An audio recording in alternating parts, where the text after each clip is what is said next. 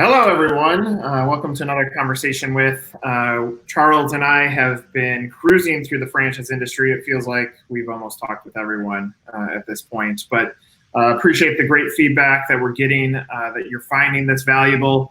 What I would love is, as we talk with our great panel today, use the comments on Facebook to join in the conversation, and really anything that's on your mind as it relates to franchising, supporting franchisees, development on the other side, brand value, and positioning. Any of those topics are on the table. We'll make sure to get those into the queue for discussion. But gentlemen, I want to welcome you to our panel. Thank you for spending some time with us.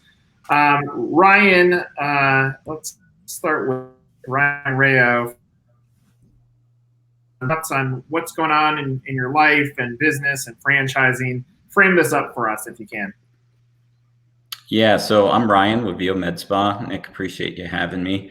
Currently, all of our locations are closed. So what we've been really shifting our focus to is what we're calling a reset, a restart, and working on prioritizing quite a few projects that frankly we either couldn't get to or put on hold just based upon the normal course of development. And then also really shifting what I would call, our value proposition to the future, and being in tune and empathetic with all of the horrible things going on, today in the world, and understanding where we need to bring our business in order to best serve our guest in the future, because it's certainly different than what it was even 2-3 weeks ago.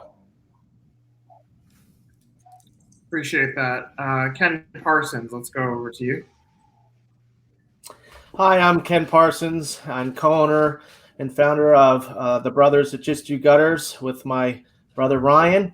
And basically, we're doing all that we can to continue doing what we do, and that's reinventing contractor service in everything that we do, whether it's, during this time that we're going through right now, and wading through this with our franchisees, helping them to wade through it with their employees, and make sure that we're doing everything that we can to, adhere to the social distancing and all the things that go along with this whole experience that everybody's going through, to maintain a safe working environment, and continue to do what we've always done in our industry, and reinventing that contractor service, not just for our customers, but also for employees and franchisees as well.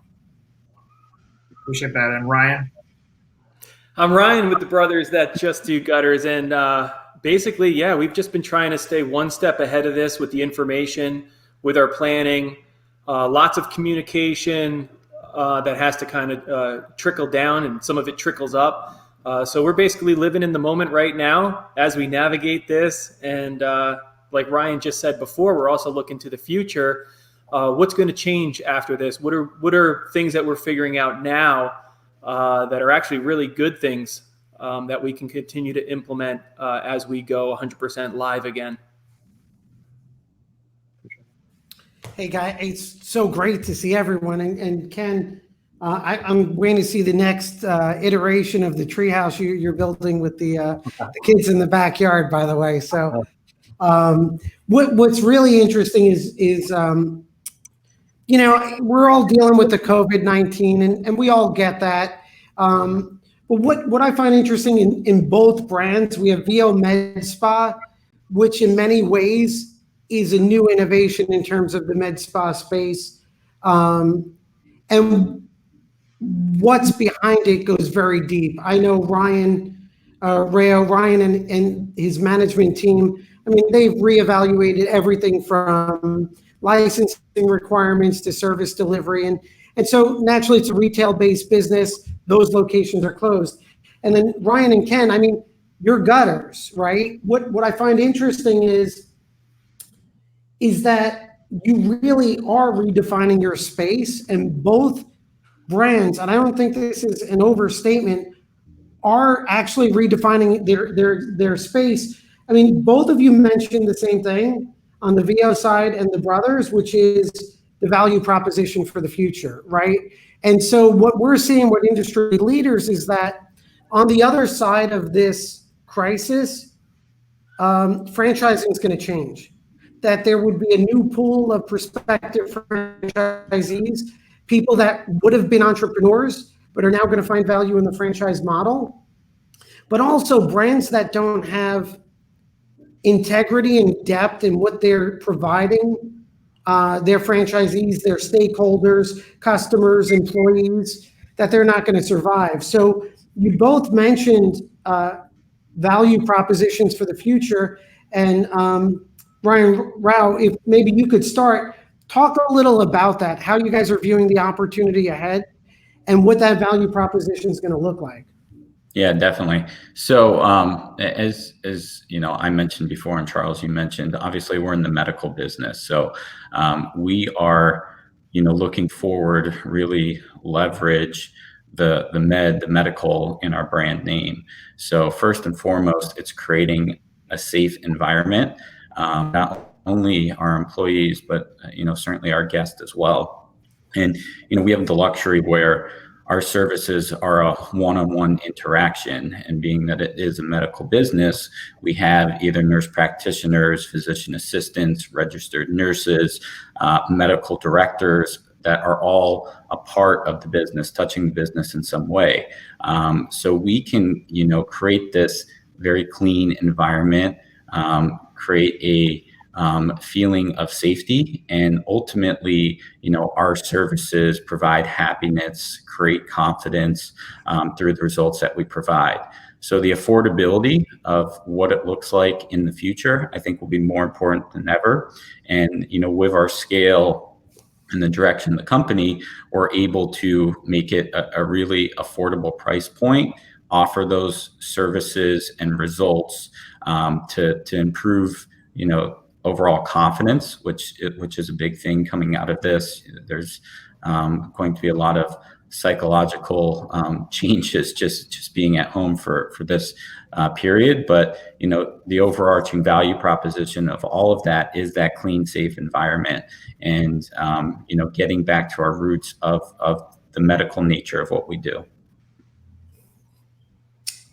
Hey, Ryan, Ken, what's interesting is that, and I mean this in a good way, you guys are the most reluctant franchisors, right? Amazing systems, amazing training systems. I mean, you guys have been, what I love is that you guys have intentionally held back your growth with an amazing focus on your systems. I know in terms of stakeholders, customers, franchisees, employees, how on the other side of this do you guys hit the accelerator and really create opportunity and growth from this crisis? Well, one of the biggest things that we're seeing, we've been talking about for like 5 years, that there's going, so let me just backtrack a little bit. We're home services. So when somebody wants gutters, we go out to their house, we go look at everything, we measure, there's pictures, there's a whole process, and we want to be face to face with them so that they can see how great we are and see the value and spend the money and make a purchase. So with this, the whole social distancing, and this has been something that has been on our radar for about 5 years. We talk about that there's going to be a time where people don't value the face-to-face, that they're like, why can't I just click on gutters and somebody just comes out and puts them on my house? Why do I have to meet with somebody? Can't you just do it that way? So as much as this is a real trying time, and we have some locations that are shut down, this is forcing us to really push that back to the front. We have a lot of stuff in place to do virtual estimates, and there's all these tools at our disposal, and it really has helped us really set ourselves up for that next phase as younger home buyers and people that have vacation homes and things like that really don't see the value in meeting you or can't meet with you. I believe that on the other side of this, we're going to still be able to continue to reinvent contractor service with our clients, but doing the social distancing thing or the no meet estimates. We call them vegan estimates when there's no meeting. Get it? Sorry. No meat. So yeah, there's definitely, we're continuing to do that. And I think that's been a really cool that this time frame of having to slow everything down has really helped us focus in on getting to that next level where I can picture that there's full-time in-house salespeople that are just doing virtual appointments, as well as the people that are going to the houses for the people that do want to meet. So I see some opportunity there.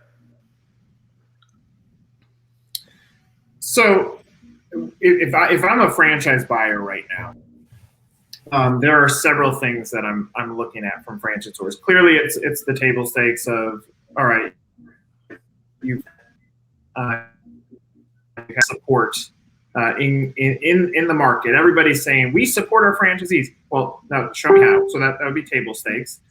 Two, show me the flexibility that you have. I want to see that you can bend during a time like this. That the way that we've done things doesn't necessarily have to always be the way we've done things. And the last thing, and outside of is it financially viable and stuff, would be show me that you're vulnerable. Show me that you recognize what the threats to the business are, because no matter what the business is, even if it's one that's finding its way during this time, a threat still is the unknown. We don't know much about this disease still. There's no cure. We don't know what happens in the fall. There's plenty of unknowns. So there's still threats that exist. I would love for each side, whoever wants to go first, great, on what are some of the threats to the business, and in turn, opportunities when you address them properly. I can start.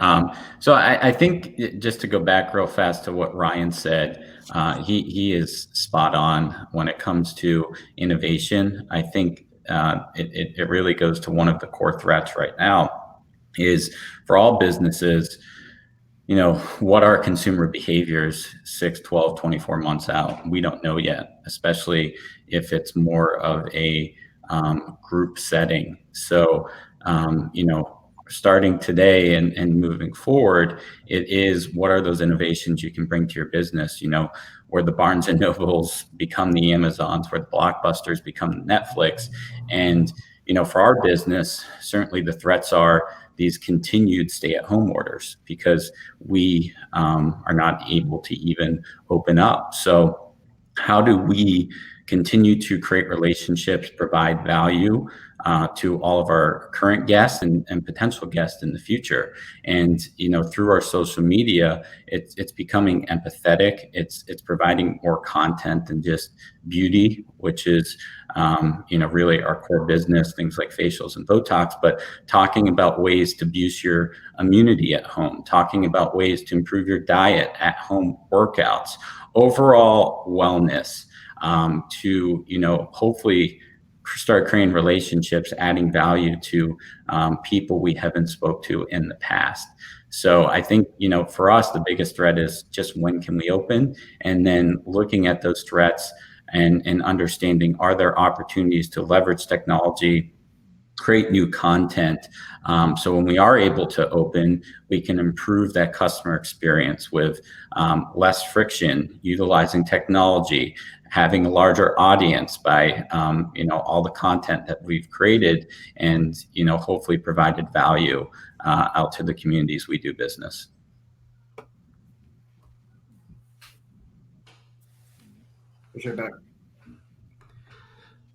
So I could talk a little bit about that as well. I think one of the things that was really, really cool for us going through this was that we still have a corporate location in New York, and we were the second of the states that we have franchises in to have basically a shutdown order.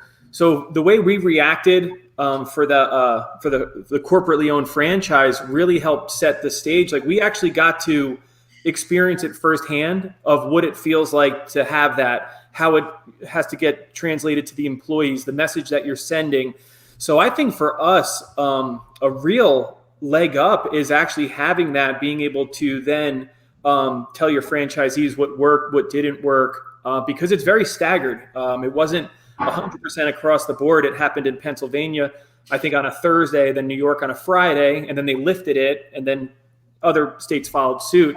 So I think that's been a real advantage for us in this, and I think for our franchisees to know that we still have skin in the game on that sense. I think gives them the confidence to make similar or the same decisions when it comes time for them. Ryan Rao, it's interesting how, right, because you have the stay-at-home orders. I mean, a brick and mortar business, it is what it is, right? You're going to have to be shut. But I love, and I do think there's upside to it, that your response is we need to rethink the conversation with our customers, right? I think, it could sound like a little thing, but that could have big implications on the other side. Mm-hmm. Because from at a corporate level, changing the whole focus from here's products, services, features, benefits to, hey, let's get involved in a more holistic conversation with our customers. And so I guess that's a big opportunity, I guess, for smart brands. And what's interesting, it's the brands that can take advantage of it are the ones that have integrity and know their purpose, why they exist. And if you don't know why you exist, you may try to have this conversation, but it's going to be a nonsense conversation, like half the stuff you see on social media, right? So, guys, I love that because I think, Brian, it helps the brand story evolve. So, guys, focusing on your brand stories from pre-COVID crisis to post, right? And using this video. I think I didn't come up with this term, but I think it was the team from Lightbridge Academy was talking about how right now these are sort of time capsules of the evolution of your brand and your brand story.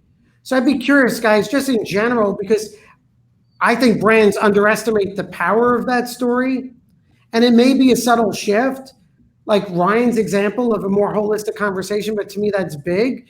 So where do you think your brand story goes from where it was pre-crisis to post-crisis, and really how that brand story changes for your consumers and for your franchisees, if it changes at all? I don't know that our brand story, I think reinventing contractor service is something that is even more relevant now. We're having to reinvent ourselves all over again. And that's something that Ryan and I think is one of our strong points, is that we've been through so much struggles over the 21 years we've been in business that we're always constantly thinking of how can we reinvent ourselves.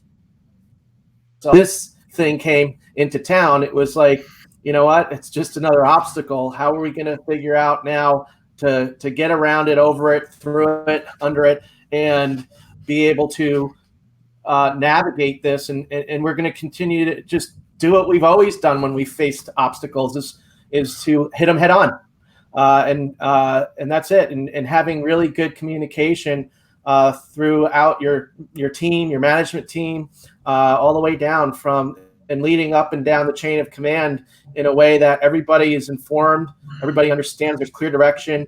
And even though it's on a day-to-day basis, because there is a lot of uncertainty, I think that, that's something that is going to separate the people who come out on all comes to a close, and the people who won't be able to is being able to make decisions, make the hard decisions that need to be made, but also keeping that team and the people informed that are part of your team to be able to know on a weekly, daily basis of, hey, we're still here and we're still trucking along, and we're still reinventing ourselves and innovating to the next day at this point, and hang in there. Yeah, I think for us, it really goes back to what I was saying at my last point of, pivoting our content, our social media, the value that we're providing the guest, to more overall wellness rather than just beauty, rather than just skincare products or services that we sell, talking about your diet, talking about workout programs, talking about meditation and things that you can do for your mindset, state of being. So, I don't know what that looks like for a business in the future. In the past few months, we've gotten more into body transformation. So working with body contouring, so helping you develop more muscle tone, lose fat, tighten your skin, and then obviously, the facial and injectable medical treatments that we've always offered. So, if we continue to see growth and demand and thirst for that wellness type category of content and potentially, demand for treatments, it could turn into things like supplements or workout programs or different local relationships to, just subset what we've always done. I don't know if that'll take place or not, but today, we are just trying to be as helpful as possible to our audience, and then continue to provide value to all the communities we do business in.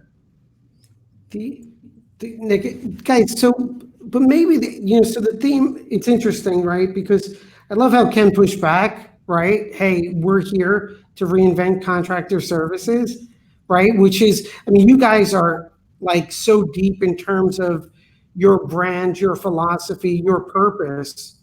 And so I guess that's, in my mind, outside looking in, that's part of the story, right? The stronger are going to get stronger, and now's the opportunity. And then for VIO Med Spa, Ryan, I know internally, like it's ironic because both brands, you guys have put so much thought into systems, procedures, and what you do. I would challenge very few brands in the country even come close.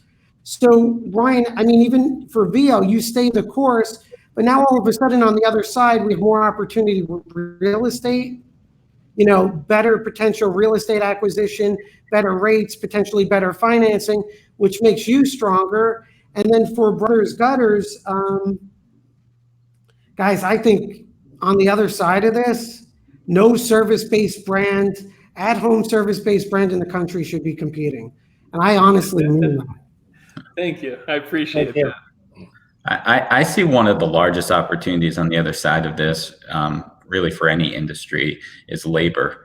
As we all know, the last few years we've been at a very low unemployment rate. And for us, one of our core values is professional development, continued training, and we are looking to create a nationally known brand, and that nationally known brand, the core of that is our training. So we have nationally certified professionals providing these treatments in each location. And for us, that would be a differentiating factor because, yes, other businesses can sell Botox and injectables, but they may not be able to create the training program and the certification program that we can from a national basis. And I think that runs parallels to most businesses. And if you're able to recruit talent that just wasn't available previously, you can really accelerate those internal training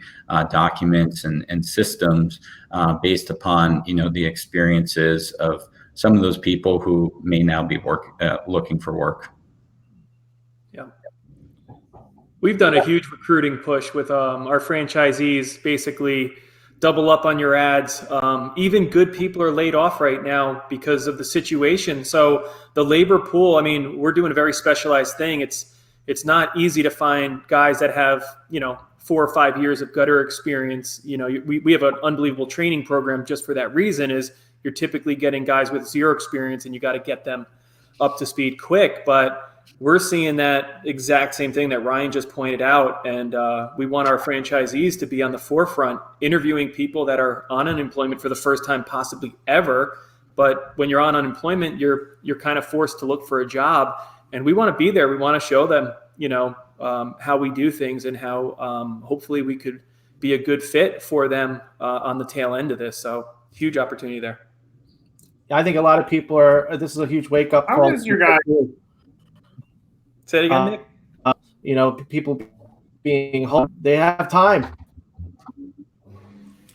But what are they looking for? They're looking for other opportunities. They're reevaluating their life and their job and where they're working. So I think the companies, like you said, Charles, that have their value proposition in place, they know where they're headed, know where they're going. The mindset is right for attracting these employees that have been working at other places that maybe don't appreciate them as much.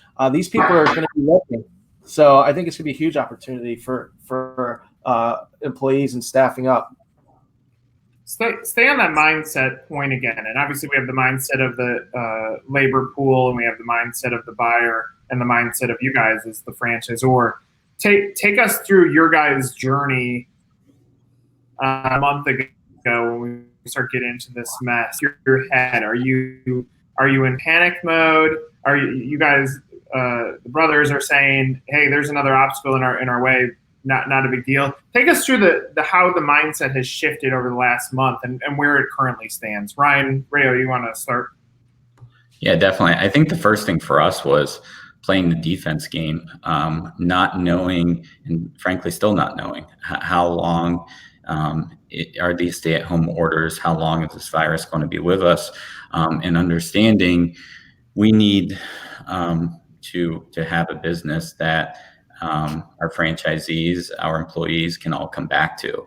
So we ran numbers, we crunched some burn rates and run rates to understand what we had to do to make sure that we're certainly still in business when this thing all passes, even if it is worst case scenario. So it really started with defense, and then looking at a SWOT analysis of where are we? What are our strengths? What are our weaknesses? What are our opportunities to blunt those threats? And the biggest threat is going out of business. So once you can cure that threat, it's understanding what you can do today. And we all have it. There's a lot of projects. There's branding. There's websites. There's brand collateral. There's different things that we may have not been able to put together as well as we've like to for our franchisees, for the end customer, that we can all prioritize and work on. So when there is a reset, we're not going from 1 to 10, we're going from 9 to 10, because we've been working hard through this whole process, and it's not starting all the way back from 1. It's good. Ryan or Ken? So I think he said it perfectly with, the first play is defense, and then you mount your offense. But as Ken alluded to earlier, I mean, we've been doing this since 1999. We're over 20 years in the gutter business. We've only been franchising for 5. So we've made it through a few recessions, including the really bad one in 07, 08. And the entire time we were in business, the first 10 years, everything happened to us, and we didn't know what was happening. We didn't realize we were in a recession until we, basically almost, had to fold the company as a result. So this is the first time, seeing a major challenge that we were so far ahead of it. I mean, we got our infrastructure in place years ago that when they had everybody work at home, the next day, everybody had their setups. We already had the IT in place. And as the information came that we might be shutting down, we were so far ahead of it. And it felt really good in the sense that we weren't on our heels the whole time, that it was a very, it really stunk when you had to start shutting things down, because I think every single franchise we have was having their best year ever, best first quarter. Everything was, looking amazing. But as soon as that moment's over of like, wow, this really stinks, it was really cool to be on the front of it and to be making the decisions very quickly, very much in real time, to secure our businesses, to secure the franchisees, and do that. So I think us being 20 years in the business and being through many, many tough times and seeing cash flow and crises, and even one of the biggest crises that we had, and we got through faster than everybody, was when it went from print to digital. We were the first gutter company to have a website and do SEO and AdWords. So we kind of pride ourselves on always being on the front end of stuff. However, in that recession, we were definitely not on the front end of that. We didn't see that coming at all. So that's kind of our.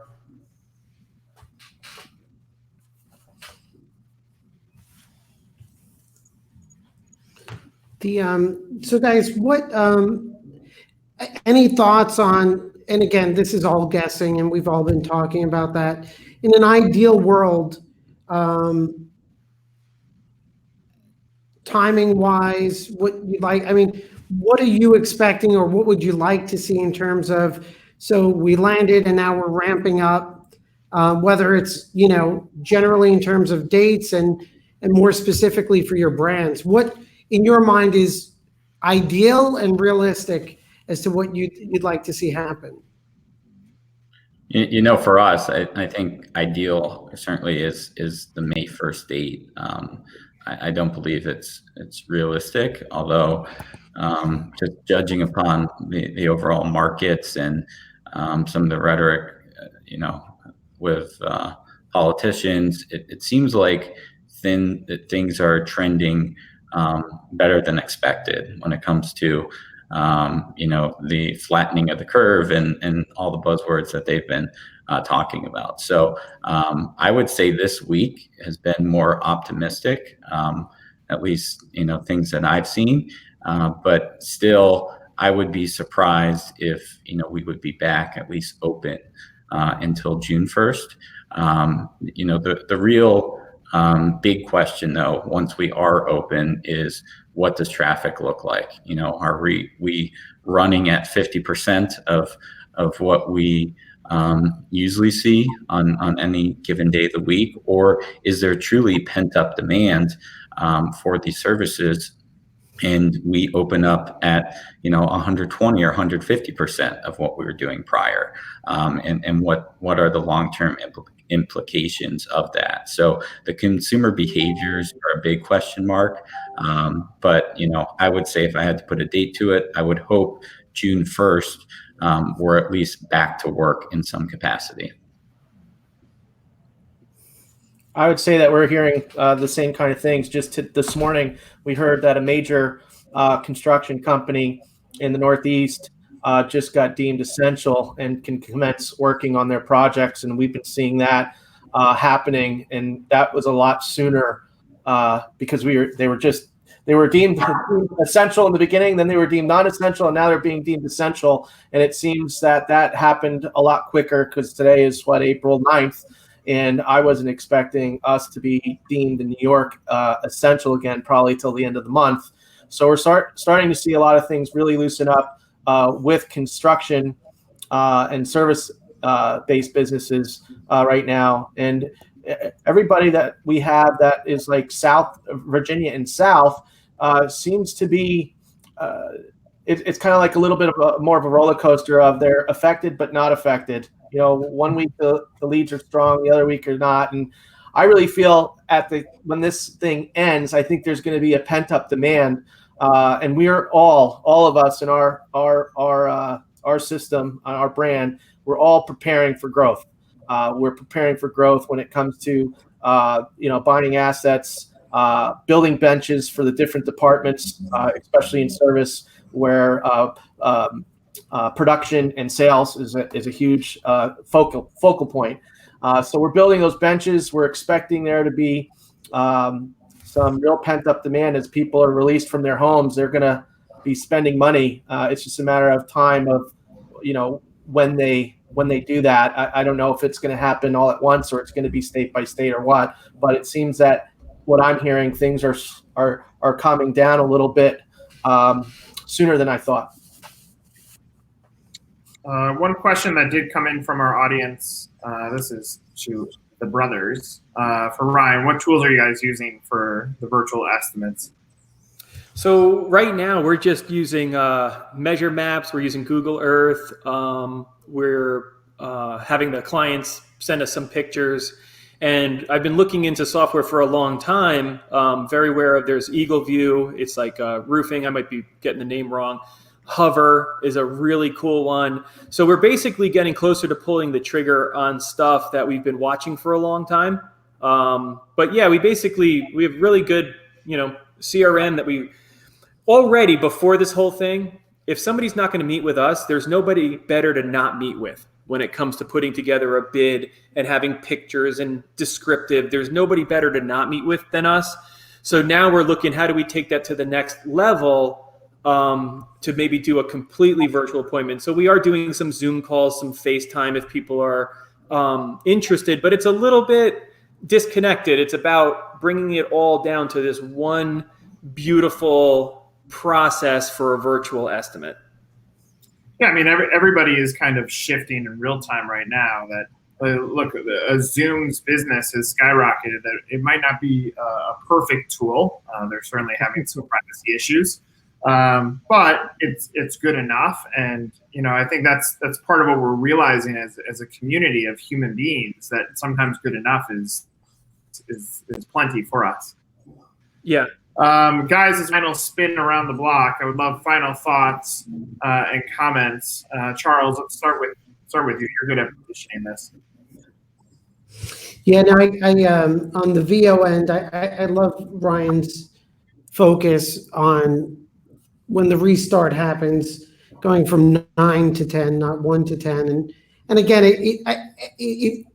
everyone wants to talk about essential services and recession resistant. And I'm going to be contrarian on the other side of this.